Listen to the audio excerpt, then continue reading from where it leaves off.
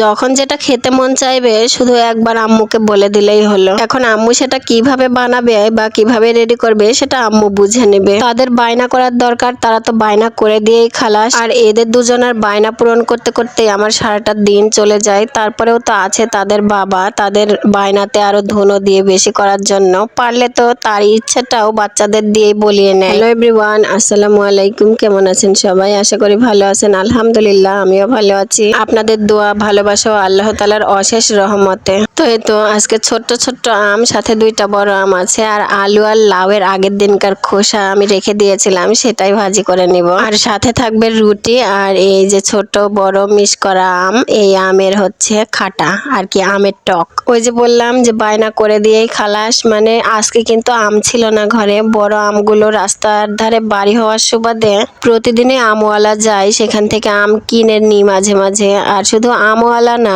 সবজিওয়ালাও যায়। মানে এক কথায় যদি 7 দিনও বাজারে না যাই কোনো প্রবলেমই হবে না, সবকিছুই বাড়ির সামনে থেকেই পেয়ে যাব আলহামদুলিল্লাহ। সকালবেলায় একবার বলেছিল যে আম্মু আজকে একটু খাটা রান্না করবা। আমি শুধু বলেছিলাম যে ঘরে আম নেই, আমওয়ালা আসুক, তারপরে আম কিনে রান্না করে দিব। তখন কিছুই বলেনি, চুপচাপ সবটা মেনে নিয়েছে। ঠিক তার কিছুক্ষণ পরে দেখছি 2 ভাই বোনের হাতে 2 পলিথিন ভর্তি আম।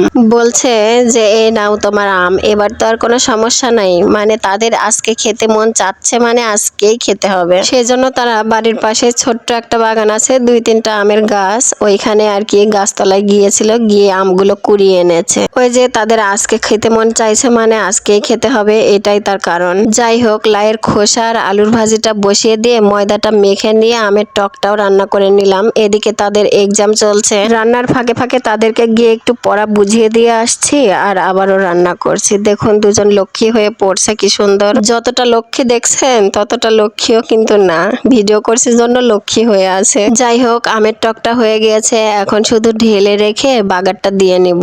আর বাগার দেওয়ার জন্য কড়াইটা আমি না ধুয়েই ওখানে তেল দিয়ে, সে তেলের উপরে কিছু রসুন কুচি দিয়ে দিলাম। অনেকেই শুধু সরিষা দেয়, আমি একটু রসুন কুচিও দিই। আর এখানে পুরাতন আগের বছরের সরিষা ছিল, সেগুলোই দিলাম, কারণ এই বছরের সরিষাটা এখনো কেনা হয়নি, আগের বছরেরটা দিয়ে চালাচ্ছি। যাই হোক, কত সুন্দর কালার এসেছে দেখুন। আমার ভাজি আর টক দুটোই হয়ে গিয়েছে, এখন শুধু রুটি বানানোর পালা। রুটি দিয়ে খাবার জিনিসগুলো আগে বানানোর একটাই কারণ, যে এখানে একটা একটা করেও যদি রুটি হয়, যার ইচ্ছা হবে সে এসে খেয়ে নিতে পারবে। কারণ রুটি আগে হয়ে গেলেই খাওয়ার বায়না করবে, আর তখন কি দিয়ে খাবে, ওইগুলো যদি উপস্থিত না থাকে। এই জন্যই এই টেকনিক ব্যবহার করা। যাই হোক, কত কিছুই বুদ্ধি করে নিয়ে চলতে হয় আমাদের সংসারের গৃহিণীদের। যাই হোক, আমার রুটি বানানো গুলোও কমপ্লিট হয়ে গেল।